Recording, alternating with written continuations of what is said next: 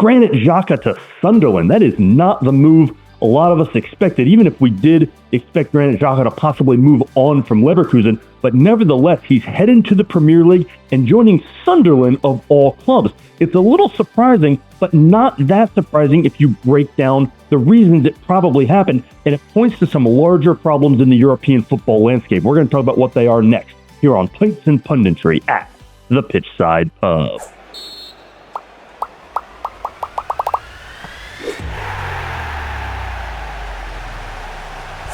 So Granit Xhaka is heading to Sunderland of all places. It's not shocking to see him head to the Premier League, but Sunderland may not be the destination that a lot of people thought he was going to head to, especially leaving Champions League football behind. It is a little shocking. We're going to talk about that today and why it speaks to the bigger problems on the footballing landscape.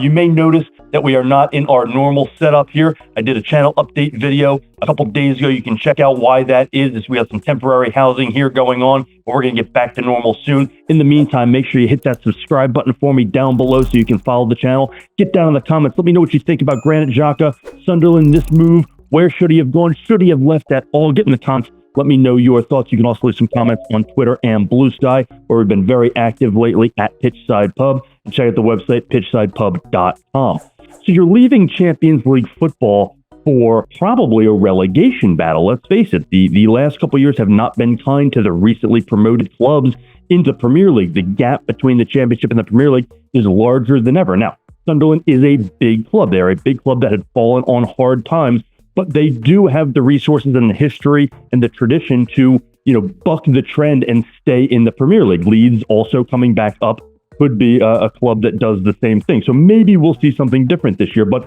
the recent trends have not been good for the recently promoted teams. It's a really hard gap to close. And so, to leave Champions League football with Bayer Leverkusen and join what is going to be a hard, scrappy battle, no matter what it is. Sunderland is probably not going to, finish in a European spot, finish top 10. They will be fighting tooth and nail all season for, to not be relegated. So you are leaving the Champions League behind to come do that. And it's fair for Bayer Leverkusen fans to say, why? Why is he leaving? And we got to remember, Granit Xhaka is a player who rejuvenated his career at Bayer Leverkusen and had not had the success people expected him to have in the Premier League. His first time around, went to Germany, rejuvenated himself under Xabi Alonso in those Bayer Leverkusen teams. He was a huge part of that midfield and their success. And now he's leaving it behind. And I don't think it's shocking that he's leaving it behind, especially given the changes that have happened at Leverkusen. To leave it behind for Sunderland is a little bit shocking. And so, we have to look first at what's happening at Leverkusen, right?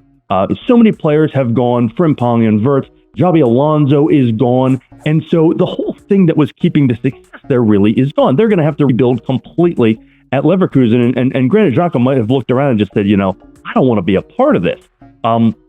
May have also looked at Erik ten Hag and said, I don't want to be a part of that. Erik ten Hag, his reputation is not the best right now. He's trying to rebuild his career as a top-level manager after a disaster at Manchester United. If you follow the channel, I'm not a huge fan of Erik ten Hag, not for his tactical acumen or his coaching ability, but his complete and utter lack of leadership in a position where you are built to be a leader, and you have to be a leader. He's just an awful, awful leader when it comes to being accountable. So I don't blame any player for not wanting to play for him. But again, is it that bad that you're going to go to Sunderland? Were there no other options? And I think there have to be other options.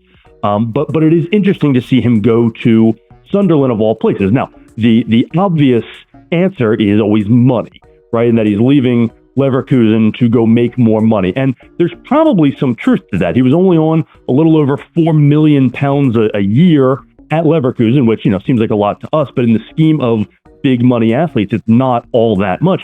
And the Premier League is the big draw for money. And that's the fundamental problem I mentioned of, on the European landscape, is that even the lower, the smaller, the more struggling, the bottom of the table Premier League clubs can pay more than even good clubs in other countries. And that's why so much of the talent is now being drawn to England, because even the small to mid-sized clubs can pay more money. Now, this will be interesting because he will be Sunderland's most expensive player by quite some margin compared to what they were making last year. Now, everybody's going to get a raise, because they went to the Premier League, and not all that data is available. but we can assume Granit Xhaka is probably going to be their highest paid player, and that's fine. He's probably going to be their best player. He's a huge acquisition for Sunderland to get that stability in the middle of the pitch, and so it's a great move for them. But how much more than that $4 million is it really going to be? If we look at some of last year's bottom level Premier League clubs, the ones that got relegated, most of them did not have got a lot of guys making more than $4 million. Calvin Phillips was making $6 million for Ipswich, and he was on loan, so they had to take his salary. I think Manchester City was paying a large part of that. And you had Leicester. Jamie Vardy was still making a lot of money, but those are anomalies. Aaron Ramsdale was making a lot of money at Southampton, but again, that was a loan, and I believe Arsenal was paying part of that. So you've got a couple here and there, but very few of these relegated teams or the teams in this relegation battle had guys making this amount of money. That doesn't mean Sunderland can't do it. And they've made some money selling players. And so, they have some money to work with, but it's still a big salary for them. And you do have to hope they can put enough around him. But I don't think it's going to be that much more than the $4 million he was making in the Bundesliga. We'll see when the details come out.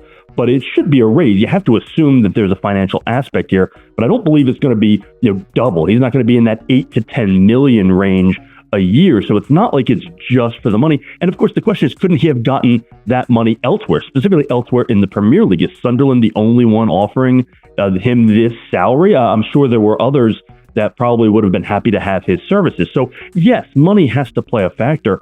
And there is that desire for every player to get back to the Premier League simply because of the money that's there. And that is a fundamental problem in the football world right now. But it's more than that. I think it had to be just that he wanted to get back to playing at the top level of competition. And this is a guy who did not light the Premier League on fire in his first stint. And when that happens, guys play in the Premier League, they maybe don't have a ton of success. They leave and go dominate elsewhere. And they want to come back and show they can do it at the top level. A great example is Kevin De Bruyne, who didn't do great with Chelsea, went to Wolfsburg, lit the world on fire, and came back to Manchester City and became one of the best midfielders in the history of the league. Now, I'm not comparing Granit Xhaka to Kevin De Bruyne by any chance, but you see that that happens a lot. They don't have success, they leave, and they want to come back. We may see it with Christian Pulisic at some point. We may see it with a lot of other players who have had this happen. They want to come back and prove themselves at these top levels.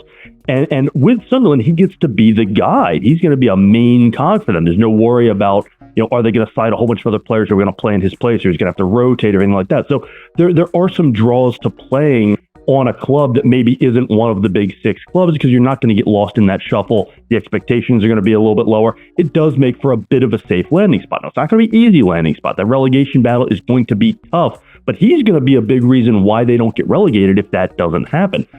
He offers some stability in that midfield, which is a huge thing that a lot of these clubs are missing. They're getting run through in the midfield, and he has shown in his development with Leverkusen what he can do. Now, how successful will he be outside of Xabi Alonso's system, or if he has to go back to, let's say, a 4-3-3 or something like that? Well, that remains to be seen. I guess that's the risk that Sunderland's taking, but great move for them, and I do understand why Granit Xhaka wants to leave Leverkusen. The Leverkusen project is no longer. They are restarting.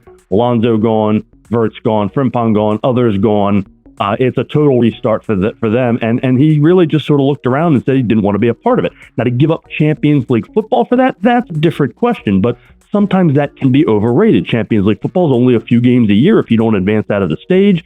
It's more money, it's bigger prestige. I mean, I get it, but and to trade that for a relegation battle really is something. But this speaks to a desire to come back and prove oneself at the highest level and show that he can do it. And maybe Sunderland becomes a stepping stone. If he has a good year but they get relegated, he could end up going to another Premier League squad. Or if they do stick around but he has a good year, they could sell him on to a bigger club for more money that does have a European spot. So there's a lot to like here, and I do get it. I don't think it's as simple as just money. I think it's a combination of Leverkusen going through all the changes they're going through, maybe not wanting to play for Erik ten Hag. I still maintain that played a role, and wanting to get back and test oneself at the highest level. And these guys are competitors. We got to remember these professional athletes are competitors, and they want to prove themselves, and especially when they have not failed, but not lived up to expectations at a certain level. So I think there's a lot more to this than just money. In fact, I don't think the money is going to be that much greater. I think there's a lot more that plays into this. But what do you think?